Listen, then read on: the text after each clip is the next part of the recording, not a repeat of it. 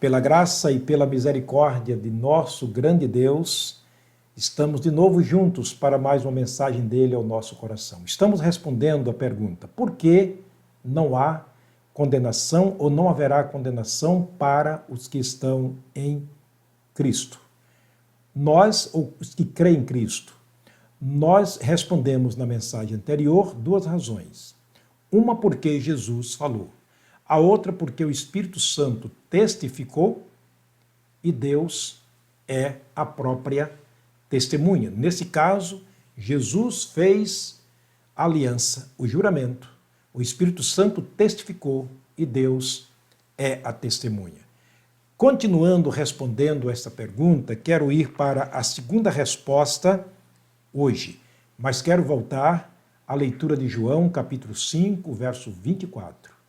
Nas palavras do próprio Jesus: na verdade vos digo, que quem ouve a minha palavra e crê naquele que me enviou, tem a vida eterna, e não entrará em condenação, mas passou da morte para a vida. Por que não haverá condenação?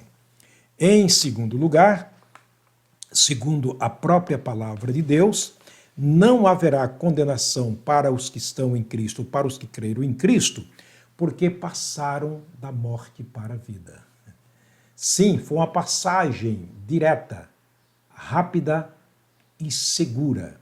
O próprio texto que lemos na parte C do verso diz: passaram da morte para a vida.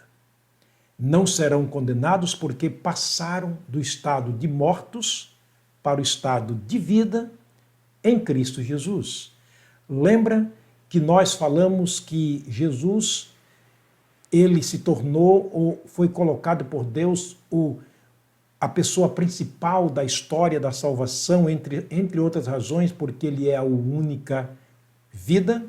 Então passamos da morte para a vida no momento que cremos em Jesus como Salvador. A Bíblia deixa muito claro que em Adão todos morrem. 1 Coríntios, capítulo 15, verso 22, a parte A do verso. Mas a Bíblia também diz em Romanos capítulo 3, verso 23, que todos pecaram e destituídos estão da glória de Deus. O capítulo 5, verso 12, Paulo escreveu dizendo: assim como por um homem entrou o pecado no mundo e pelo pecado a morte passou a todos os homens, porquanto todos pecaram. Romanos 6, 23, o salário do pecado é a morte. Então, espiritualmente, fisicamente, o homem está separado de Deus. No momento que cremos em Cristo por meio da sua palavra, disse Paulo aos Coríntios, repito mais uma vez, o texto de 1 Coríntios 5, 15, verso 22, a segunda parte do verso. Se na primeira parte do verso ele diz, em Adão todos morremos, na última parte do verso ele diz, em Cristo todos seremos vivificados. Quer dizer, em Cristo todos receberemos vida. Então, obviamente, se alguém está em Cristo, agora tem vida. E esta é uma das razões porque o que está em Cristo, que crê em Cristo, não será condenado. Porque ele passou do estado de morte para o estado de vida. Do mundo de pecado para o mundo de Deus, ou seja, o reino de Deus aqui na terra. Por isso Jesus afirmou a Nicodemos: aquele que não nascer de novo não pode entrar no reino de Deus. Esta é uma das razões porque não existe mais condenação. Repito, porque quem está em Cristo, quem crê em Jesus, por meio da sua palavra, passou da morte para a vida. Mas aqui surge-nos uma pergunta interessante. Quem fez isto? Quem nos fez passar da morte para a vida e como eu posso saber que realmente eu passei da morte para a vida? Sabe quem fez isto? O próprio Deus fez isto. Colossenses, no capítulo 3, vou ler para o querido amigo o que Paulo escreveu para nós. Colossenses capítulo 1, me perdoe. Colossenses capítulo 1, versículo 13, Paulo falando sobre esse mudar de morte para a vida, passar da morte para a vida, ele disse aqui o seguinte: capítulo 1, versículo 13 de Colossenses. O qual nos tirou da potestade das trevas e nos transportou para o reino de luz do seu Filho ou do Filho do seu amor. Quem fez isso conosco? Deus. Deus nos transportou, nos dá a ideia de carregar, de nos levar. Lembra que Jesus Cristo disse que Ele é o único caminho, que Ele é a única porta e que ninguém pode ir ao Pai a não ser por Ele. Obviamente entendemos que Deus nos conduziu por esse caminho, por essa verdade, por essa vida, entrando por essa única porta. Por isso não pode haver mais condenação para aqueles que estão em Cristo Jesus. Efésios capítulo 2. Nós vamos terminar lendo esse capítulo, que é muito interessante, alguns versículos dele. Efésios capítulo 2. Olha o que diz a palavra de Deus. Efésios 2, a partir do versículo 1 até o versículo 8.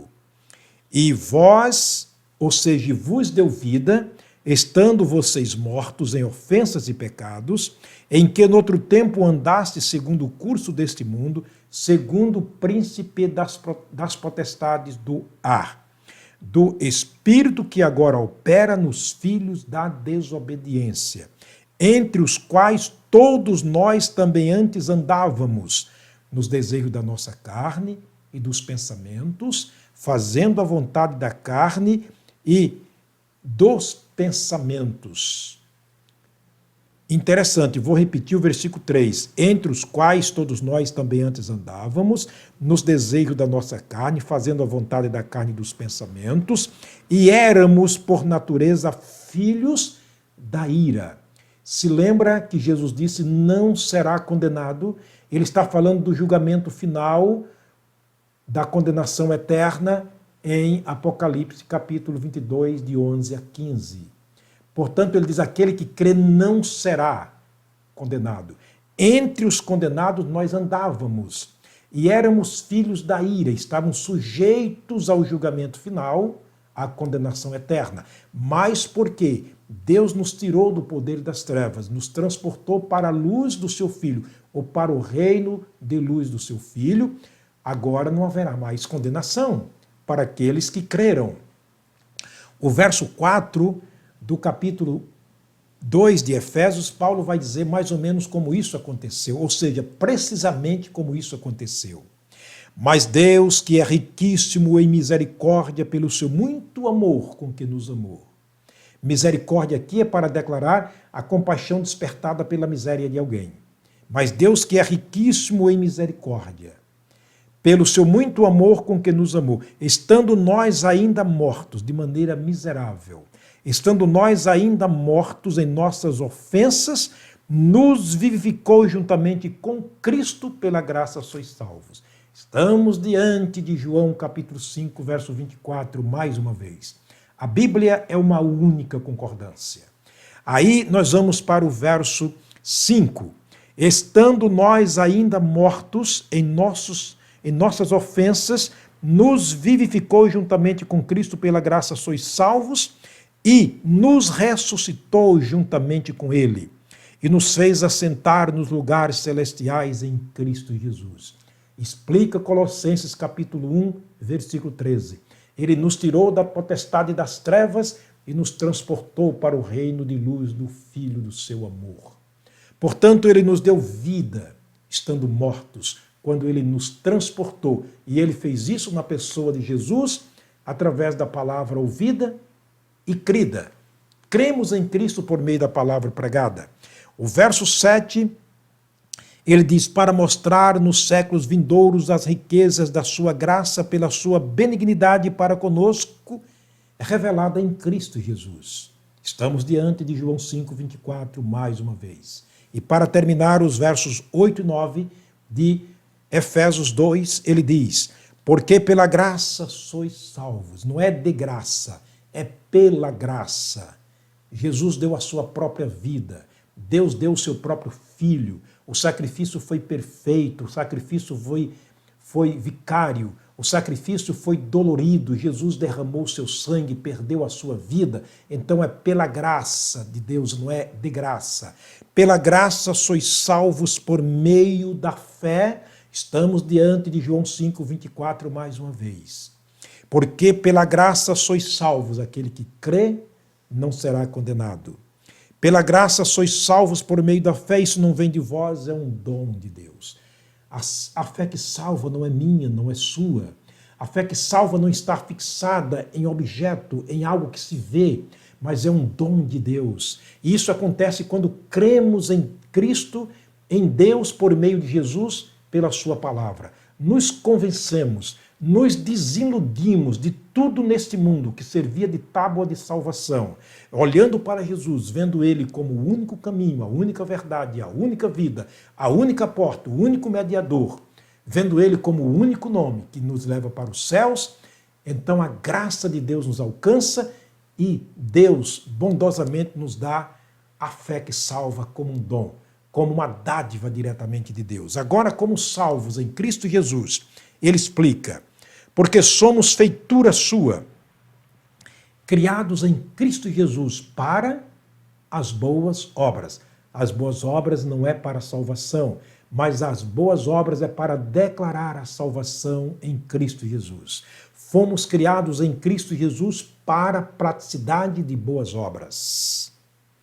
Porque Deus, aliás, pela graça sois salvos mediante a fé, isso não vem de vós, é dom de Deus, porque somos criados em Cristo Jesus para as boas obras, as quais Deus preparou anteriormente para que andássemos nela. Tudo está pronto, tudo está preparado. Deus fez tudo em Cristo Jesus. A mais linda expressão que Jesus usou na cruz do Calvário, no momento da sua morte, é aquela que João escreveu: Pai, está consumado. Jesus fez a obra. O Espírito Santo testifica. Deus é a testemunha. Qual a sua decisão? Crer para a salvação ou rejeitá-lo para a condenação?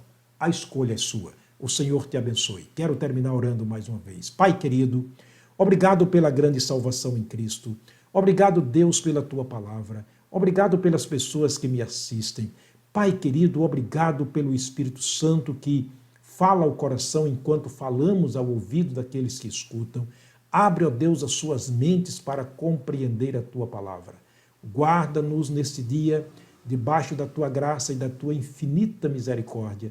Nós oramos pelas famílias, oramos, ó Deus, pelos pais, oramos pelos amigos e irmãos, no precioso nome de Jesus, o nosso amado Salvador. Amém.